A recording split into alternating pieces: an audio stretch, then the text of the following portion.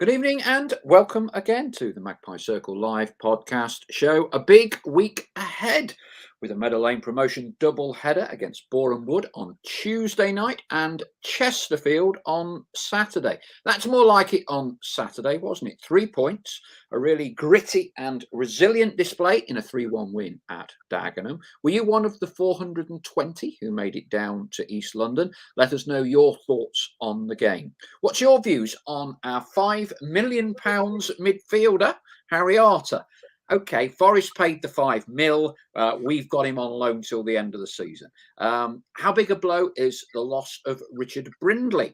Out for several weeks. Seen the photos of him today. Cracked one of the two main bones in his right arm. Got a cast on. Going to be out for probably 6 to 7 weeks. Hopes to be back towards the end of the season for the playoffs.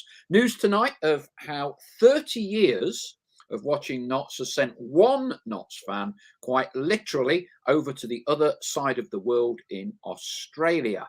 And here to preview everything, looking back to the weekend, looking ahead to 2 games at Meadow Lane. So it's a busy time for club record scorer Les Brad, looking after the hospitality for our 2 games. Les, delighted to have you back. Good to see you. And it all looks a little bit rosier, doesn't it? You're in football, you're as good as your last 90 minutes, aren't you? Oh, absolutely. But I also got a lot of, what can I say, since basically Boxing Day, the number of things that have gone wrong for the club, like going to matches and being called off and back again. And then over the last 2 or 3 games, the virus has hit the club. To go to Stockport last week with 6 of them with the virus, and then to go down to Dagenham and 2 of your game changers can't play, and then the injuries that sort of come with it during the game and the changes. It's just been an incredible time, really, since Christmas. I've got a lot of sympathy for the lads, but they certainly dug in that second half on Saturday, and in a style of game that we really haven't played all this season. And yeah, the result was immense. They battled so hard to get that result with everything going against them. So I'm just keeping my fingers crossed that tomorrow night we've got enough players to select from in the right positions. Because we finished that game on Saturday with Dion Kelly-Evans playing at left back, with the left back Adam Chickson playing at centre half, and it was just unbelievable. And we need a change of look. Yeah, good to see though, Les, in the sense that we got the result, and there will be occasions in seasons when you need battling performances like that. I thought Tom Robinson, second half especially, I thought he was immense. We'll talk a little bit about that more very shortly. Just wanted to, lots of fans I bump into on my travels sending messages in. I thought this is a nice one from Stephen Smith, who dropped me a line. And he said, "Hi, Paul, this is just a message to say how much I enjoy watching the podcast on YouTube. And please keep up the great content and work. Chesterfield at home is my final Notts match this season, as I am relocating to Australia on March the 31st. I am relying on you to keep me informed on all things Magpies. After 30 years of going down the lane, I will miss it." Well, at least thanks to social media and access to Magpie Player and those sorts of things, you will be able to keep in touch, Stephen. Thanks for the nice comments. We wish you all the best down under. There are quite a few Notts fans in Australia, so hopefully you can meet up with a few of them. Now, another fan came up to me at Dagenham on Saturday, who regularly watches the show and contributes, Stefan Milchek. He makes the journey to watch Notts from Worthing in Sussex.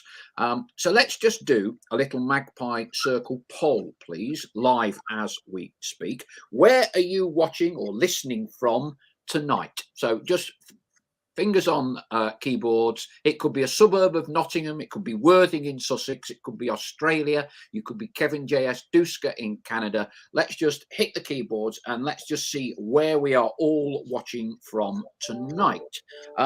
While we do that, just want to make mention an old Sunday morning teammate of mine used to play for him in central midfield, getting Darren Xavier. Xavier, a big sporting family in Nottingham. Many of you will know Darren is a big Notts County fan. Sadly passed away just before reaching 50, 2 or 3 weeks ago. All his family have been down to Notts matches since. It's his funeral, 1 o'clock at Wilford Hill tomorrow. I know any and all Notts County fans are welcome to come along and attend. I shall be there. That's 1 o'clock, Wilford Hill, Tuesday lunchtime.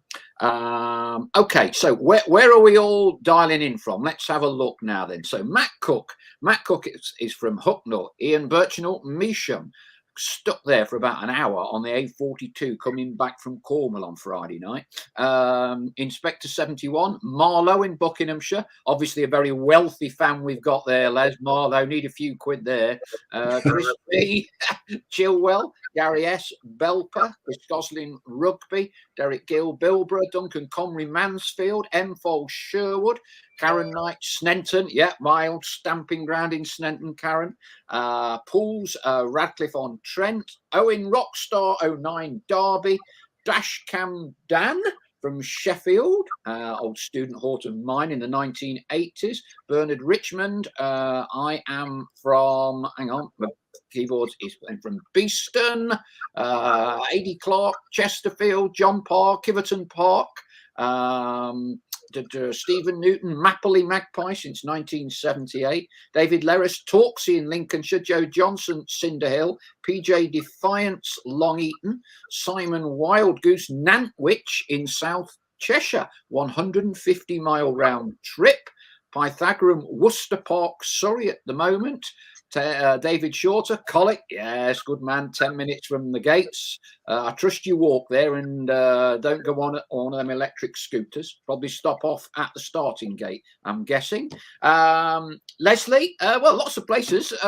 You're a Buxton lad. No one from Buxton? No, I'm not aware of any. We used to have a supporter that lived only 200 yards up the road from me in a place called Sunnyfields, which was 3 miles outside of Buxton.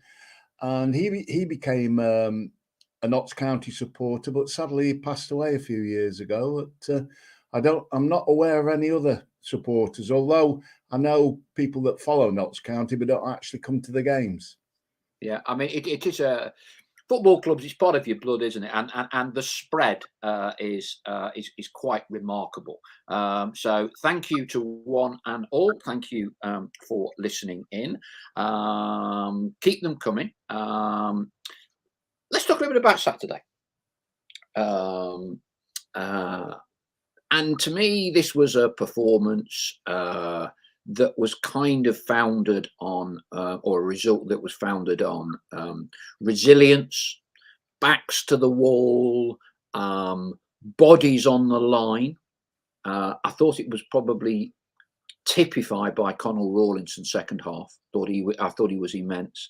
And whenever the ball sort of came into the box, Les, Connell was there, heading it, kicking it, blocking it, just getting in the way, like all good centre halves.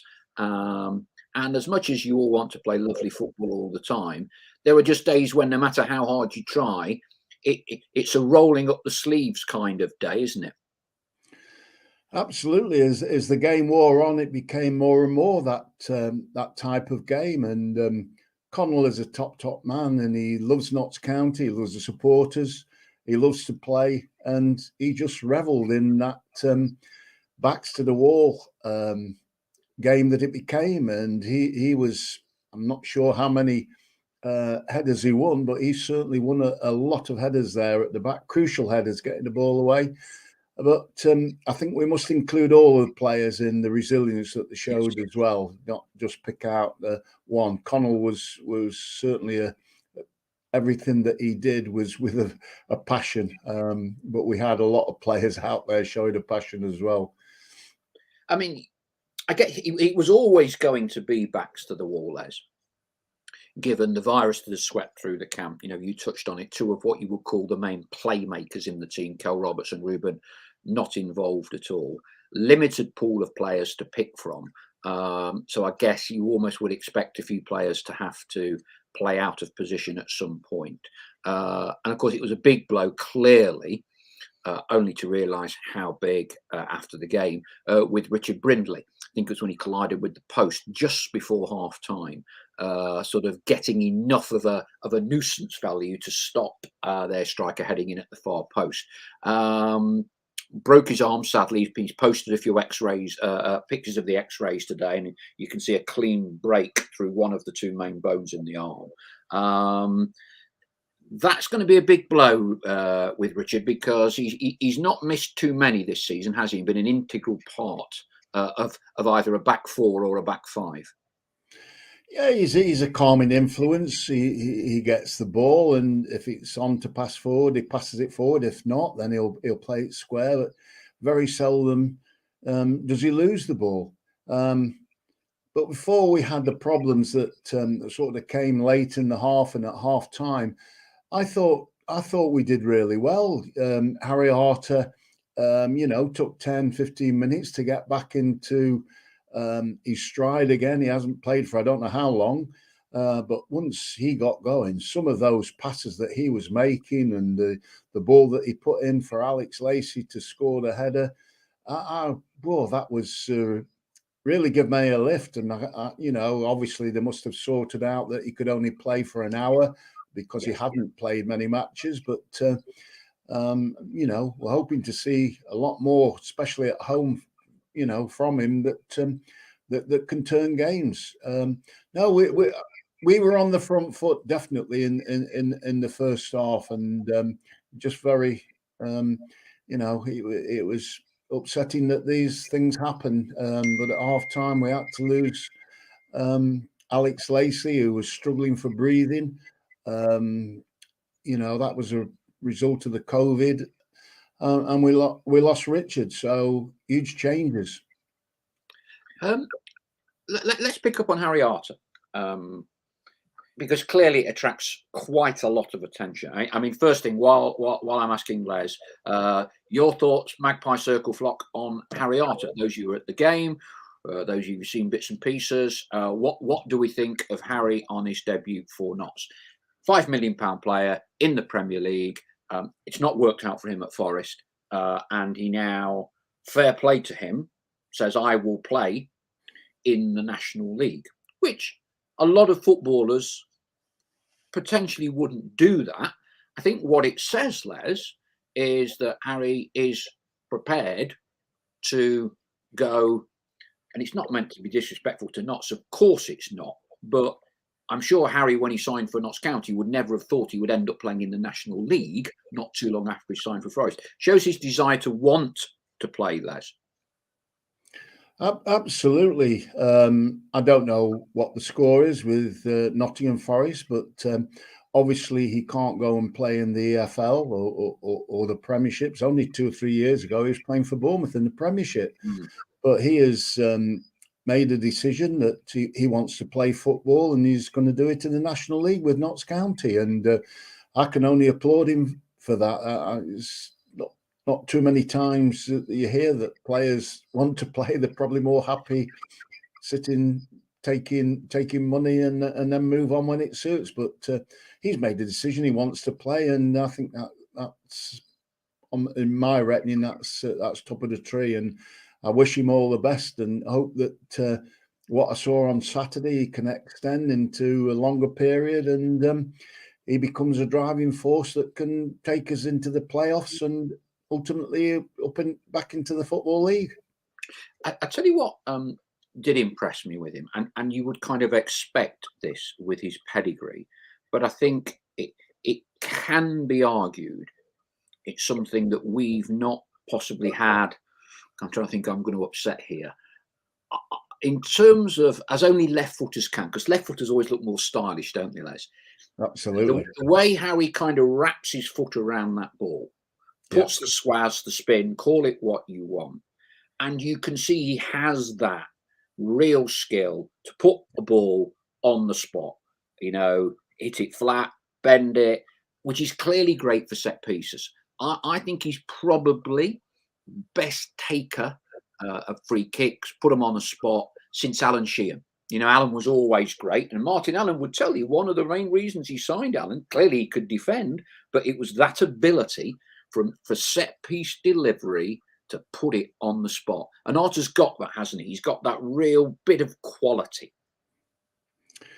You don't play in the Premier League unless you've got quality. And for me, as I say, after 10 minutes, I think he was finding his feet. And then some of the passes that he made, you talked about it just now with his left foot, I thought were unbelievable. The pace, sliding it just past players, for the lads running on to top. I can't wait to see him when he's had a few games. It's really excited me on Saturday. Yeah, and I agree. I think could work out to be very, very good for us. Let's get some comments. More from Magpie Circle Lock. Pre-match, Ian Bertram says the pre-match interview with Colin Rawlinson is a great listen. Loving his time at Notts and a top pro for us. Others elsewhere around the country. Rob Curtis is watching in from Ashford in Surrey. Derek Flowers from the city centre. Matt Cook will answer this in a moment. Asks for the thoughts on Yaros. Now we've seen a bit more from him. Made some very good, spectacular saves in the last two games. He's certainly been worked a lot harder. I think that's absolutely the case. And I thought he did well Saturday. Andy Easom, a blow to lose Brinsley for what amounts to be the remainder of the season. Not within the playoffs, and I like to think we will be. Gary Wardle, can't take anything from them Saturday, but why so long? And so now do those missing need to wait for a return? Andy Easom, rather optimistically, Harry Arter, could he become a permanent fixture? I know there's no salary cap in the National League at the minute, but yeah. Ambitious. I think as someone else points out, he's got at least another year left on his contract in any case at Forest. Derek Flowers goes on to say, just had a major operation last week, but try keeping me away tomorrow night. That's the spirit. Derek. David Short, a good debut. Harry is a proven player at a higher level and can only get better and should really benefit us for the rest of the season. Gary Wardle, Saturday's back to the wall resilience could have kept us on the shoulder all season if repeated more often. Pythagorean, Arter, good for always looking for a forward incisive pass. AD Clark, absolute class player. Great signing, will have a big influence on and off the field. Duncan Connery, top spot, has obviously gone now, so somebody of Arter's experience can only help us get to the playoffs, hopefully as the form team. Now, I've been trying to just check this today because I'm not exactly sure, and we're going to talk goalkeepers, Les, Yaros, and I think he's certainly come into his own in recent games. I'm not sure he's available tomorrow because he, along with Cairo Mitchell, have got international call-ups. It's a designated international weekend. So Yaros is down for the Czech under-21s to play Albania and Albania. I think it's Andorra. And Cairo Mitchell has been called up by Grenada. I'm not sure whether the club could perhaps get him in, get a slight stay of execution, so to speak, and then play tomorrow, and but definitely not be available for Chesterfield. But I know when the announcement was made, neither player would be available for either of these two upcoming games. What do you think on the keeper, Les? He's reminded me very much of Patterson that came in, and when he first came in, we weren't too sure. We tricky start, wasn't he, to Altrincham and then Halifax and Woking, and then following those games, he did a tremendous job. And Yaros has come in there, and probably a couple of question marks, but certainly against Stockport and on Saturday he made some tremendous saves, and he done an absolutely fantastic job. I can't complain about them at all.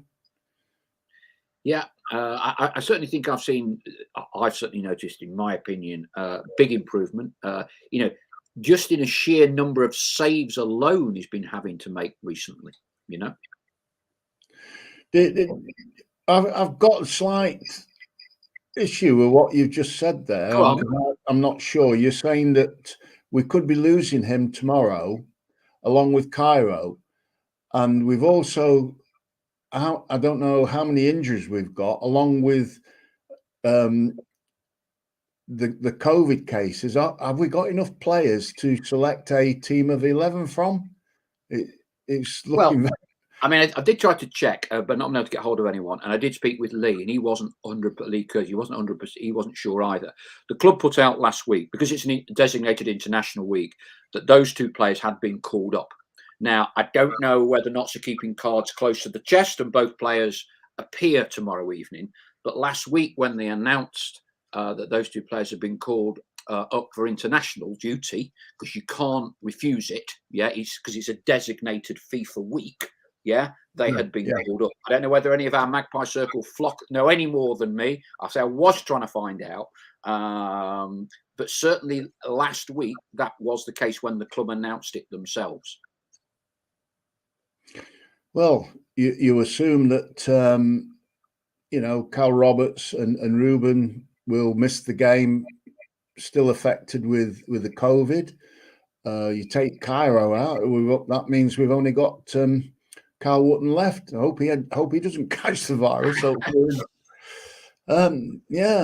He's from what you're saying, it's not looking very good for the manager to select a team that can go out, and don't forget, Boreham Wood not long ago played against Everton, didn't they, in the cup? So tough game. I hope we've got enough players to put out there.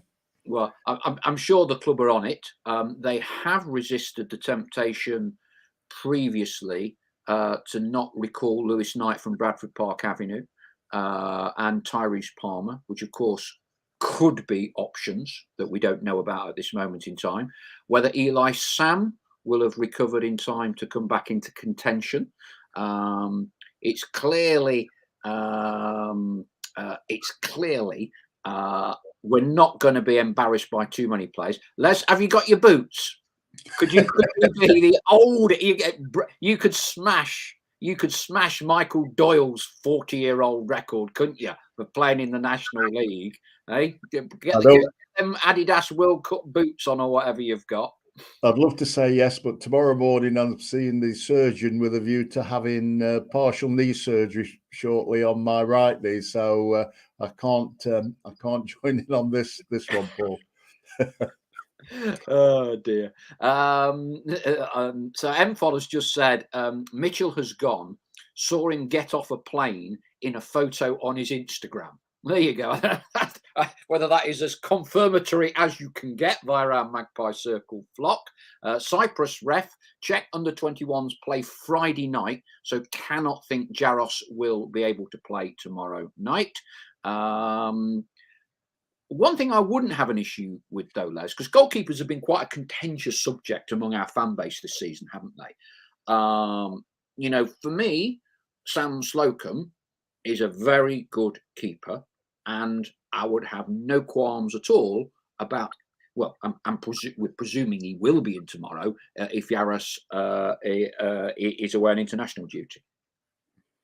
Absolutely, Sam. I don't think Sam has ever let the team down. He's done a fantastic job, and also while he's not been playing, he's around the place. He's offering advice and support.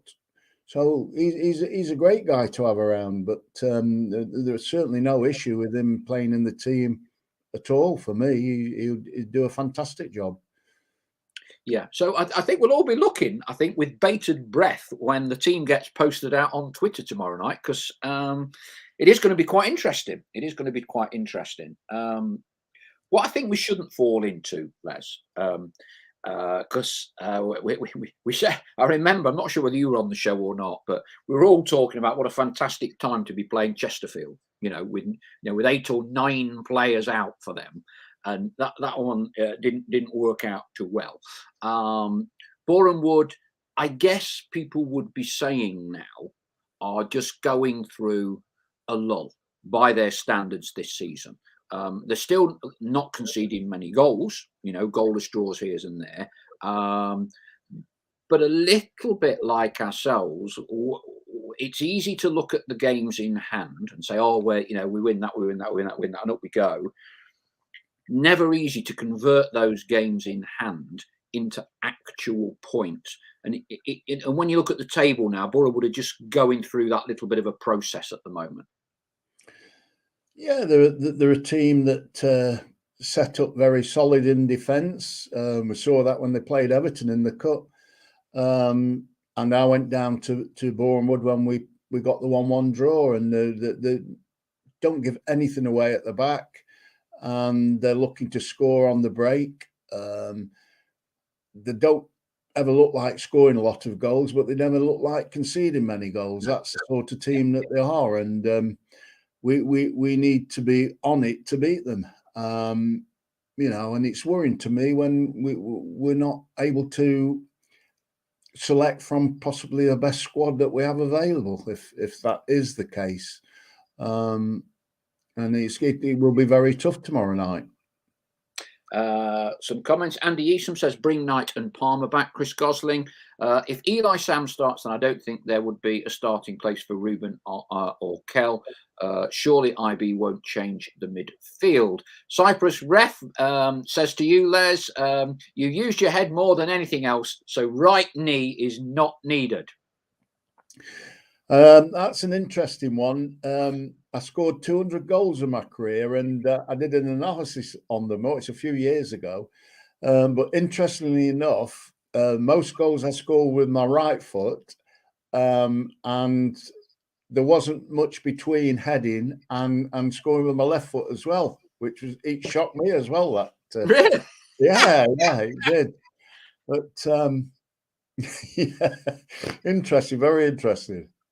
Oh dear. Ian Birchinall, I think Boreham Wood's squad size could be their downfall. No argue starting 11 are good, but how will they cope with injuries or suspensions? Home form is always the key to a lot of things, Les. We've got 2 games against promotion rivals. I think, as other members of the flock tonight have said, there are a lot of other top of the table clashes going on, including tomorrow night. What would you be looking for from these 2 games against who would appear to be bang in the thick of being your promotion playoff rivals? I speak with Ian Birchinall most weeks when I'm down at the club, and he is so positive.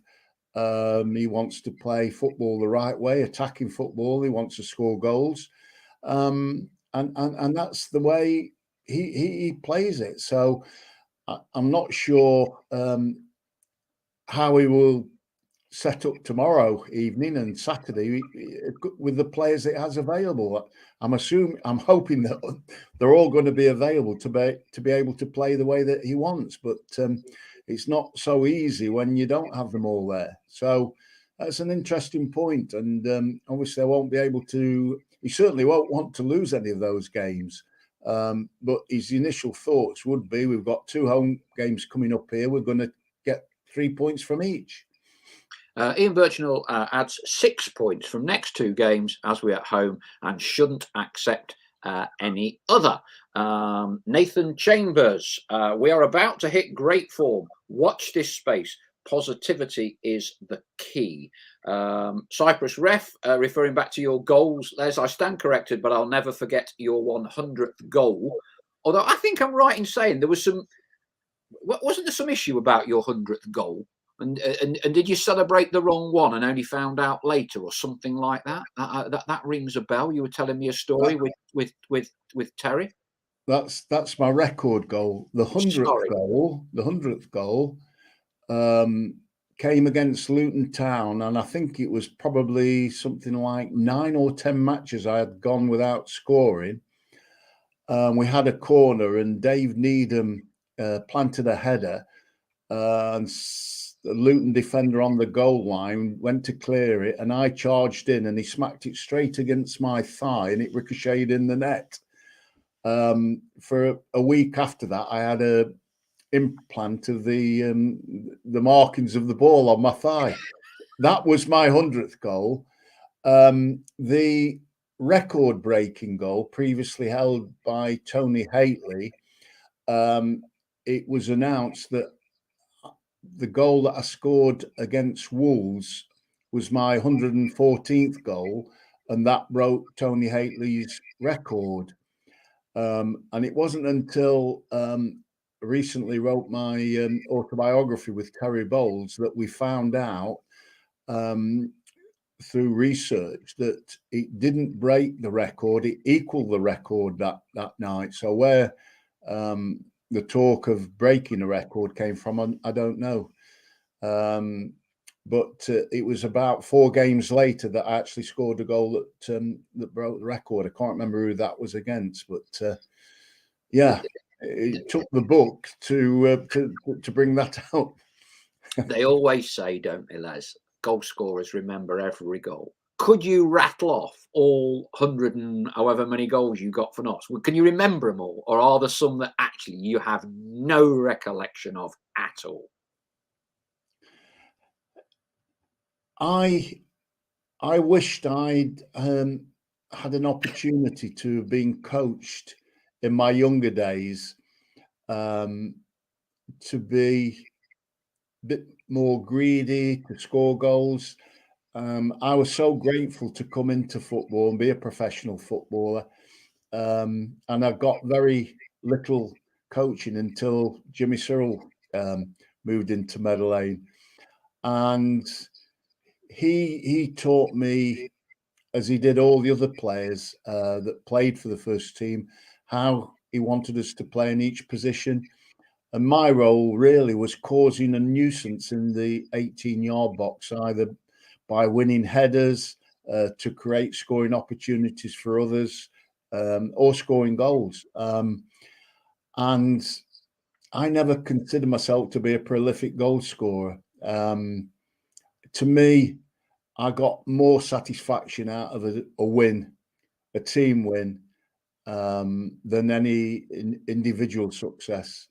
Although I must say, I was quite happy with that last-minute winner at the City Ground in the early 70s. That gave me quite a kick, really. But generally, I was more happy after 90 minutes if we'd won than personal satisfaction from scoring a goal. David Shorter, I think I was too young. Well, I can't remember it. I remember Les's first goal. It was against us for Rotherham. Is that right? Your first ever senior goal? For Rotherham against Notts. My first goal in my career was playing for Rotherham United against Notts County at Meadow Lane.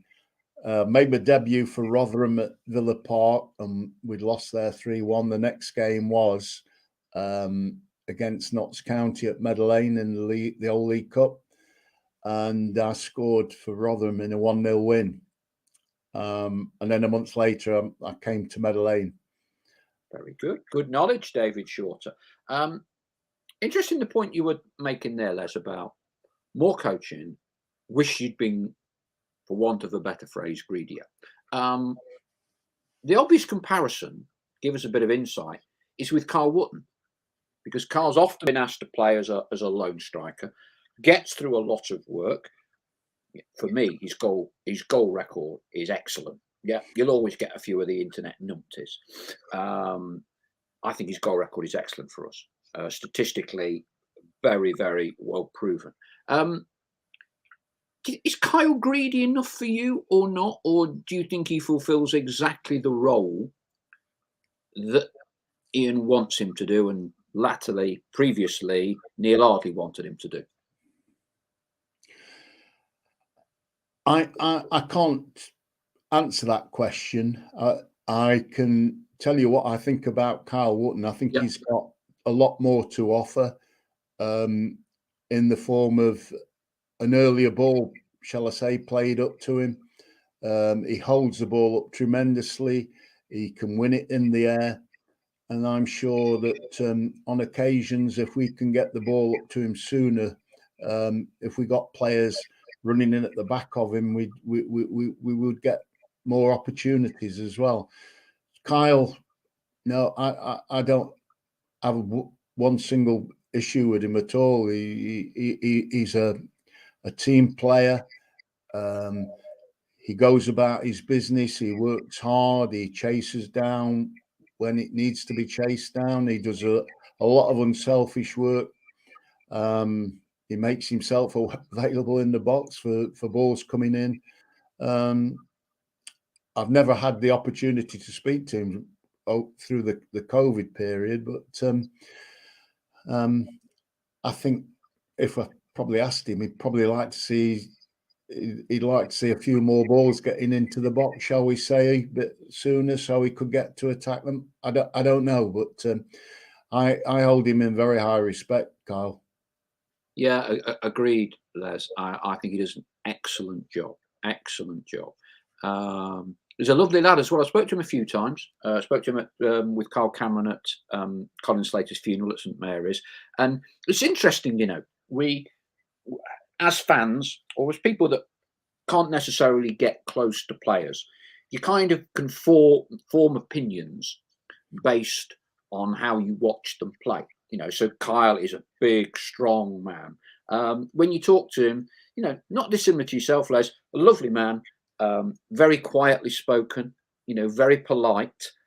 But then, they have to fulfill a strongman role.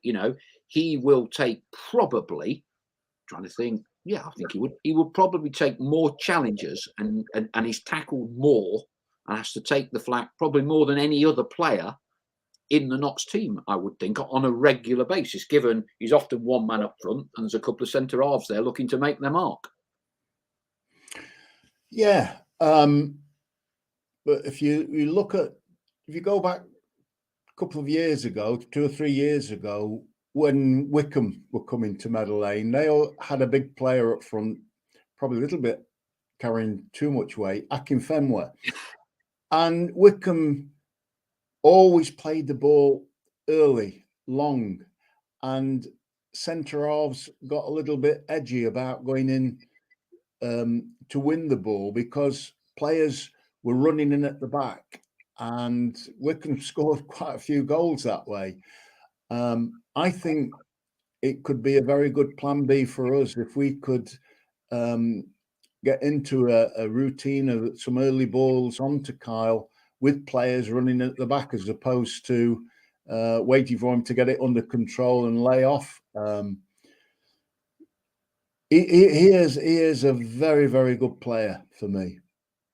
Yeah, Neil Warnock would often play that way, wouldn't he? He often had tall, powerful strikers, but he wanted them as much as possible, going beyond the defenders and running onto goal. Yeah.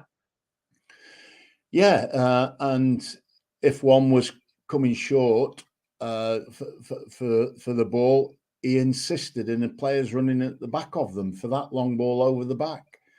And in doing so, defenders found it very difficult to mark tightly for the fear of the players that were running in the back. Kevin Bartlett and Dave Regis were prime examples of what was saying there. One dropped off, one was in the backup. It was great to watch, exciting football. Some observations from our flock. Gary Wardle says, in answer to sort of kind of the question I posed about greedy enough for or fulfills the role asked of him of the manager. Gary Wardle says Kyle fulfills the role. Chris Gosling said he does fulfil the role, but sometimes I wish he'd play on the last man more. Gary Wardle, but he is restrained by the role from doing more. Chris Gosling, I agree, Gary. There's times this season when we have got good early service from wide positions. He shows he does have a knack of finding space between defenders. Chris Gosling adds, hopefully with the steal of Harry Arter behind Kyle, he won't have to come as deep and can play further up the pitch. Nathan Chambers asked a question of you, Les. Who has impressed Les the most this season? For me, this is Nathan Chambers. Matt Palmer and Richard Brindley have been excellent. Who's been up there consistently for you over the season? Oh, I think if you're looking for a 7 out of 10 every match, then Palmer fits that one. Without a doubt, he's always there looking for the ball, getting it under control, passing it, moving it. He's a top player. Kyle Cameron. Oh, you go on. I think I have to say that other than probably Saturday, virtually every game that I have seen this season, Notts County should have won.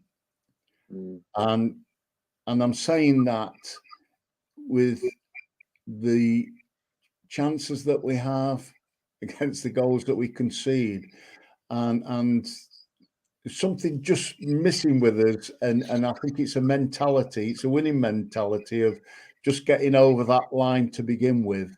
And I think once we've got that, and it may come from what we did on Saturday, those players might have gone in that dressing room afterwards and said, had a talk there and said, wow, we didn't play all that passing football in that second half, but we still won. And sometimes that might just be what pushes you over the line. Hey, we're a group here. We fought together here. We got a win just through doing this and doing that. And that's what it takes sometimes. It's not just about playing football that wins your matches. Yeah, I bet it was a good bus ride back home with the lads, that is for sure. What big debate. Clearly, Notts have had more than their fair share of illness, COVID, injuries. You could argue you're hard done by with potentially international call-ups for these two big games with Boreham Wood and Chesterfield. Where are you? How much excuse is the wrong word, but how much of that is mitigation for not getting as many results as perhaps certainly in the last 10 games we've not delivered? It's probably bottom half of the table form if you aggregate the points. How much of a mitigation are those factors for you, Les? You find some difficult questions in tonight, Paul. Because you are the club's record goal scorer, Les, and we all love you. And what I want is professional insight. You know, we're all fans. You've done it. You've seen it. I think as I watch the team today, this season, and I think back to the days that I played and the success that I had with the group of players, the most important thing going through that dressing room onto the pitch was earning the right to win the game. We had to win the battle, whether it was me in the centre off, whether it was Bill Brindley putting the left winger out the gate, all of those things. Jimmy Cyril insisted we have got to win that battle. To win the match, you have to win that battle, and then you're able to play. And if I have criticism, which I haven't, because sometimes I think we probably overdoing the play without getting the job done. We could have, for me, been in more winning positions than we have been this season, that have enabled us to go on and win the game. but we haven't been. That is how I feel a little bit about it. We've probably overdone our style a little bit, and not got the points we should have done. On Saturday, the style went in the second half, where it was grit and determination, and we've come away with 3 points. And I'm just hoping that sort of sinks in with a lot of players, that sometimes it takes a little bit more than just playing football to win football matches. We saw with Stockport, did they outplay us? Did they pass through? No, they got the ball. They got the ball in the box, and they took opportunities. And I'm sure that our lads will have learned quite a few things over this last week, and I hope we can take them on. We've got 2 big games coming up. If we can get good points from these 2 matches, we go away to Southend and Torquay on a high. You come out of that, then you've got 6 or 7 games to finish off with that that can give you a really good finish, which is what you want going into playoffs. Let's draw an analogy, because clearly we have missed key players for quite a few games at various points this season. Kel's been out, Ruben's been out, Kyle Cameron's been out. So we go back to the glory years of when you were playing under Jimmy Cyril. Now, Don Masson didn't miss many games, okay. But on those occasions when Don was out, as a player, what did you think? Did you think, blimey, it's going to be bloody tough because Don's not pulling and orchestrating the strings, or if Stubby was out or Needham was out, cool, we ain't got one of them 2 massive centre half rocks today. How did you approach it? Did Jimmy not focus on it? Did he kind of say you've got to do Don's work as well? What were the mind games, or how did it pan out in those days when key players missed big games? Well, at the start of this season, we had a reunion. It was 50 years since we got our first promotion with Jimmy. And I remember looking through all the players that made an appearance during the course of that season. 8 of those players made over 40 league appearances. And I think there was something like 16 players used during that season. Some only making 2 or 3. But I don't think it ever entered our heads at all through not just that year, but the couple of years later when we got promoted, and playing big matches. We played against top teams like Leeds and Everton and Southampton, and came up with great results. It wasn't about individuals; it was about the work ethic that we had in the group, and knowing what each player in the role that they were playing had to do. So no, I can't ever remember a match where I felt we were missing anybody. It was going to be detrimental to the team winning.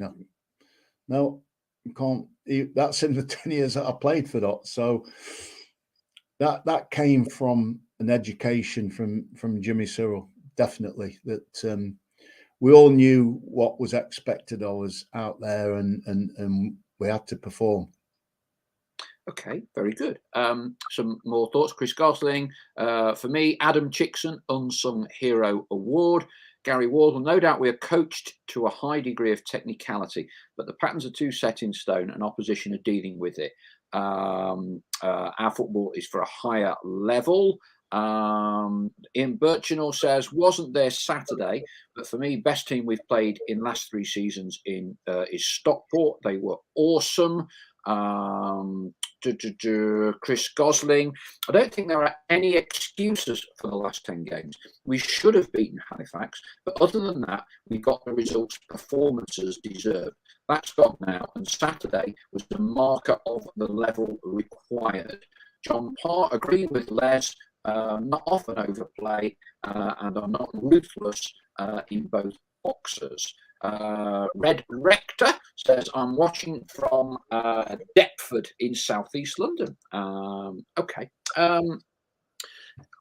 Okay, so we talk a bit about the challenges that the club has faced this season. Injuries, international call-ups, viruses,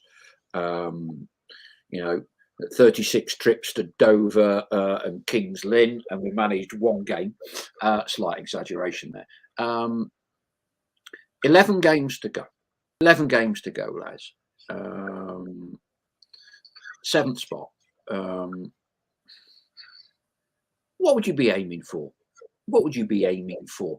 Do you subscribe to many supporters' views that it's very important that we get at least one home tie in the playoff structure, which would mean finishing 5th, and to have 2 home ties before going to Wembley, it would mean finishing 3rd.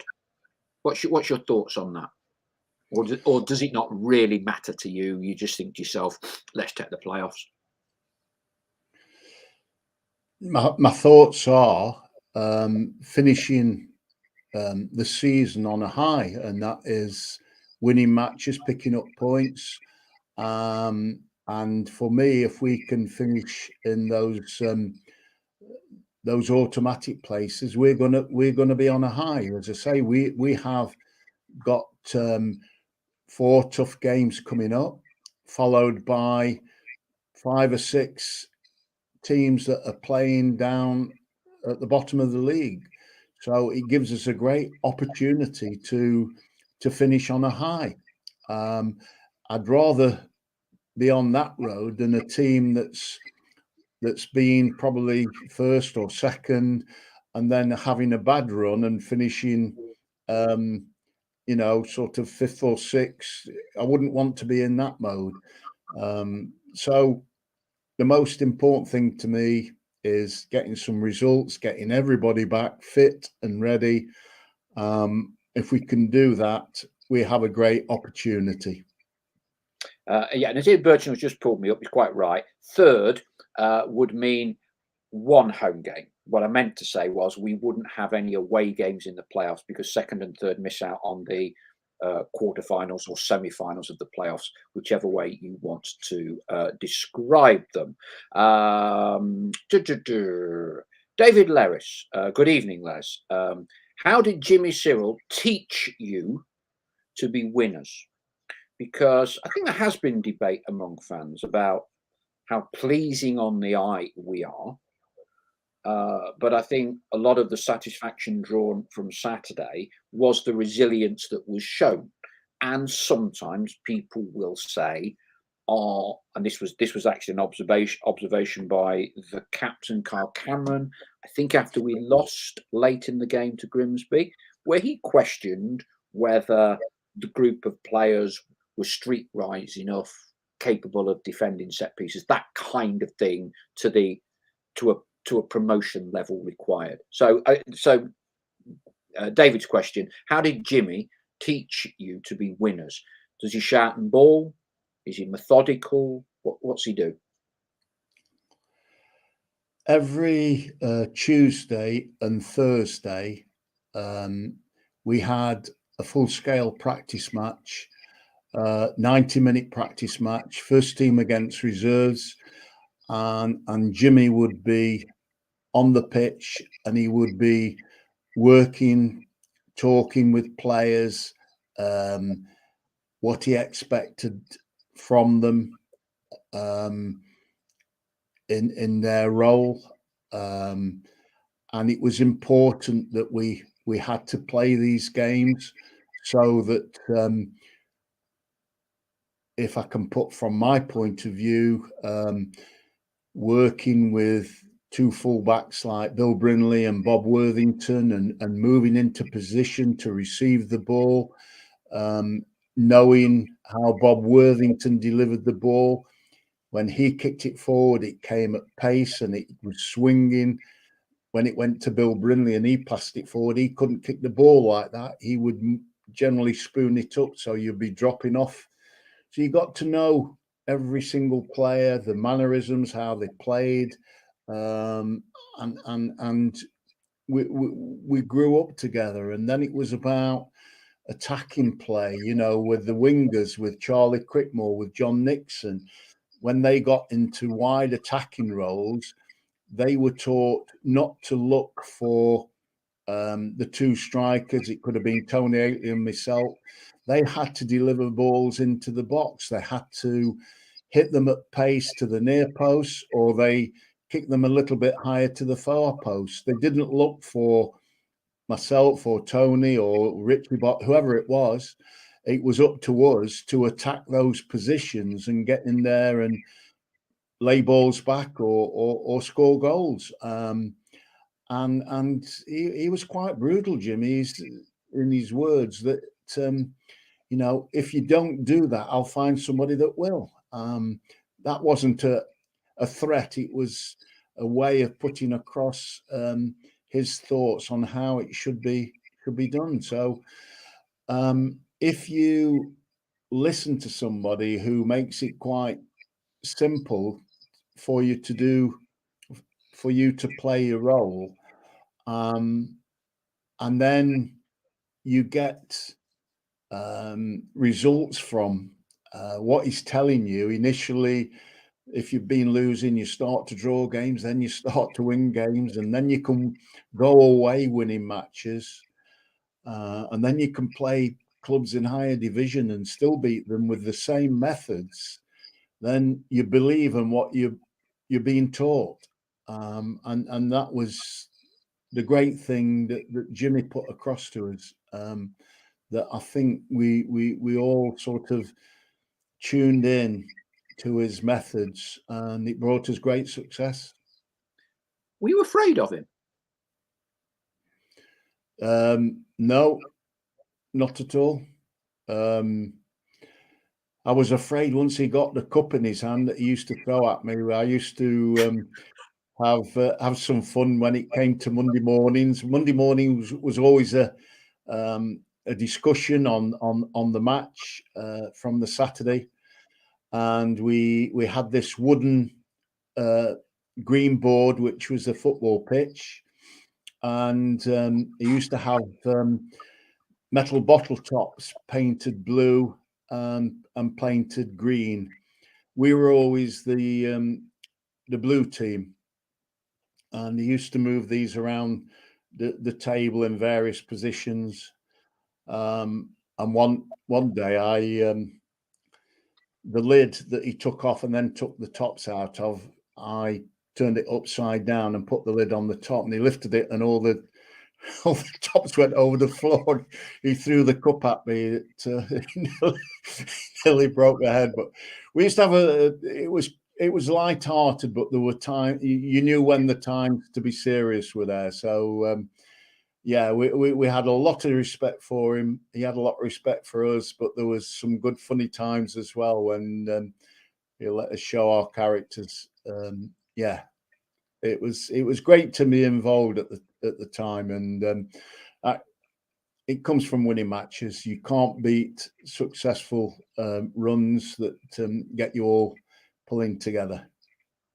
Some more comments from the flock. Gary Wardle: grit and determination has to be the bedrock from which all else flows. Lippy Jane says players are different away from their family. Ruben was a different player when his family were at the game. Strength of character is not a stats thing, but well-being is highly important. Duncan Comrie: finishing second or third has to be the aim, and 25 points from the remaining 11 games is a must to achieve this. So that's over 2 points a game. That's about 2.2, 2.3 a game there. Gary Wardle, players need to be different the minute they cross the white line. Spoke a little bit about that earlier with Kyle. Chris Gosling, I don't think we can claw back the top 3. I hope I'm wrong, but top 5 has to be the minimum we are aiming for. Here's an interesting one from Cyprus Ref. Done my predictions. We'll do this after the game, because after, say, for Wednesday's show, I had a Chesterfield, because then I think it will be 10 games to go. So Cyprus Ref has done his. So here he is, the top 7. Stockport top with 95. Wrexham second with 88, ahead on goal difference of Boreham Wood. 4th, Halifax with 86. 5th, Notts with 82. 6th, Solihull with 79. 7th, Chesterfield with 79. Right, that must mean Chesterfield are going to cave in, according to Cyprus Ref. So we'll do that after Tuesday night. Let's all come up with top 7 points, work out games and all the rest of it. We'll do that Wednesday evening. Pythagorean, congratulations. This Friday is my 55th anniversary of attending my first Notts match. So that would have been 1967. Ian Birchinall, aim for the stars. It's a strange game. Look at Forest Green in League 2. We have a chance, but we have to get a winning run going. Gary Wardle, when you have got it right, especially with the timing we need, you could win playoffs even from 7th. Forest are timing it well, as their FA Cup run proves. Cyprus Ref, great, well done Pythagorean, only 52 years supporting Notts myself. David Shorter, in his 64th season, so I'm presuming that puts you at least 70, David. So a lot of trips down memory lane tonight, that is for sure. Leslie, it's a busy couple of days, busy 2 match days for you in the next 5 days, because you're getting the hospitality.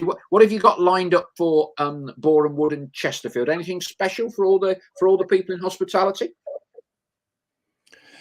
We've got tomorrow night, Dave Norton is coming along to do a little chat in the hospitality. And on Saturday, we've got Gary Jones, who scored quite a lot of goals with style, didn't he, in the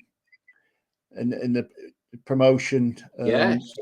So they're coming along.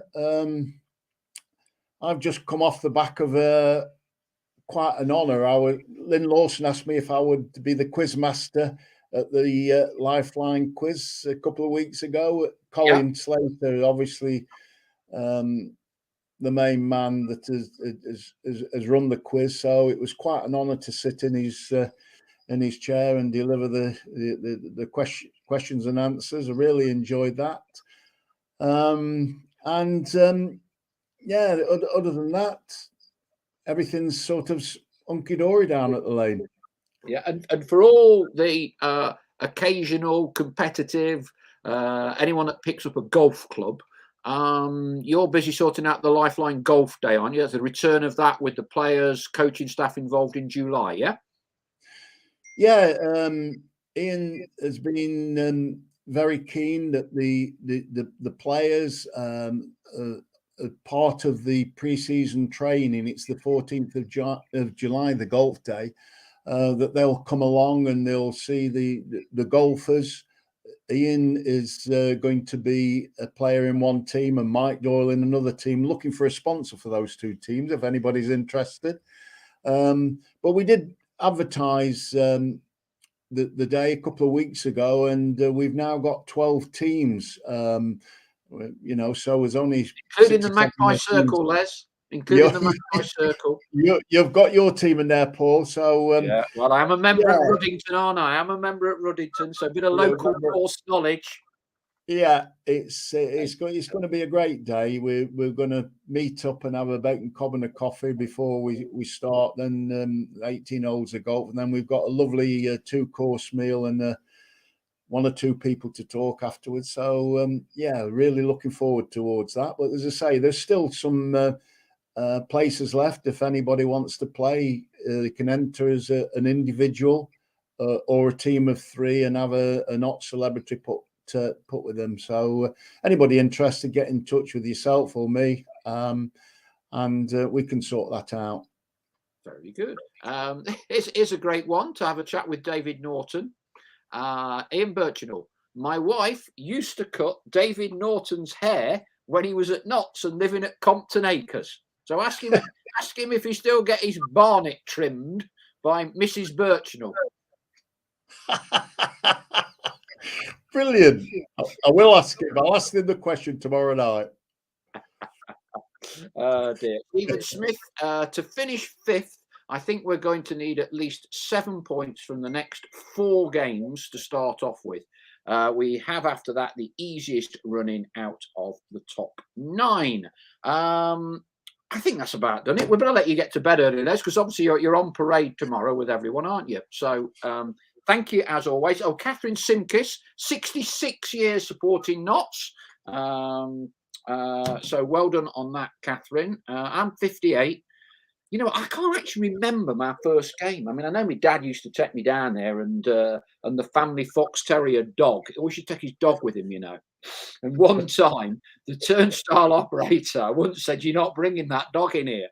And he said, "What do you mean? I bring it down every ready game for the last, 9 years." He said, "Well, you're not bringing it in." And in the end, he managed to get the dog. So the little fox terrier. My dad always used to stand. Do you remember, Les? Trip down memory lane here. In the old main stand, it's quite unusual. There were 2 tunnels, weren't there? Do you remember? One was the players' tunnel, which was down towards the Cop end, and they had a second tunnel, which was for the referee and linesman, wasn't it? Which was the other side of the halfway line towards the family stand. And that's when my dad always used to stand right next to that tunnel. I don't know whether it was to hurl abuse at the ref or not, but it was quite weird, wasn't it? Do you remember that? That was how the ground was set up when I first signed in 1967. Referees came out of that tunnel, and the other one nearer the cop side was for the both teams to use. Yeah, great happy times, happy memories. I remember, so I would have been going probably from 67, 68, but I can only really remember 69, 70. Do you remember on the terracing? He used to have all that like gravel, ash, or whatever it was, which I think came from local power stations, and you could hear it crunch under your feet. And there used to be a supporter I can only remember his Christian name. Mad Ron, who used to run up and down the touchline. You remember him? Oh, there were some characters. I tell you what, and people, and I'm sorry if you're young and we're going down memory lane, but you young uns, when you get old, you'll do exactly what we're doing now and reminisce. Do you remember? And this happened everywhere, and you never get away with it now. For our disabled supporters, do you remember they used to have those specially adapted disabled vehicles? They were almost like a plastic, like and pale blue. They're always the same colour, and they used to drive them onto the perimeter track around the pitch and park them at the family end, just off the pitch. Do you remember? And sometimes, if there was a wayward shot, obviously not one of yours, it would like bang into these cars, and you'd think they were going to disintegrate or something. I was only looking at one last week I'm not sure what social media it was on, but it was a game at Meadow Lane, Notts County versus Southampton, and there was a corner down in the bottom right-hand corner, Meadow Lane main stand end. Don Masson picked up the ball, dropped it on the spot. That carriage that you're talking about was just parked alongside the corner flag.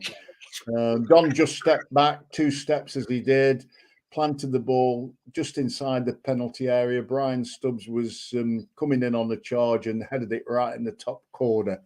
We beat Southampton 3-2 that day. I remember the game last year on the telly like you. Yeah, remember that. Yeah.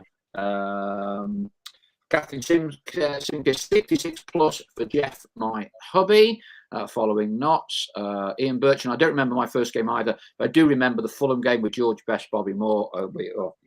Classic. Cyprus ref, first game versus Chester, December the 13th, 1969. Duncan Connery. My first game was Mansfield away in the County Cup late 60s with my dad. David, for Chris B, my first game was a certain 2-1 victory against Forest in 94. That'd be Charlie Palmer, wouldn't it? My Forest supporting uncle took me, so was sat in the away end. David Shorter, but he's going back pre-LB, pre-Les Brad.